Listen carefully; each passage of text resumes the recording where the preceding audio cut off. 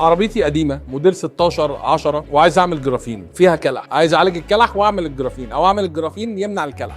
يا عم اهدى كده قول لي بالراحه واحده واحده، انت عايز ايه؟ عربيتي 2015 او 2010، العربيه قديمه وانا عايز اعمل جرافين. ينفع؟ اه طبعا ينفع، سهله جدا. ازاي؟ الجرافين مش بيتطبق كده وخلاص، مش هو اللي بيعمل اللمعه، اللي بيعمل اللمعه التجهيز اللي قبل الجرافين، هو ده اللي بيرجع العربيه لحاله الزيرو. الحاله دي نقف عندها. لو عملتها لك بس اللي هو التجهيز ده وانت خدت العربيه وسبتها للعوامل الجويه، حالتها هتبقى سيئه مع الوقت وبسرعه جدا. الحل ايه؟ الجرافين. الجرافين لما بيتطبق على العربيه محميه، مفيش مشاكل، هتطول الورنيش على مدى طويل. طبعا مع متابعه الصيانات العربيه كده في امان. العربيه فيها كلح، الجرافين هيعالجه؟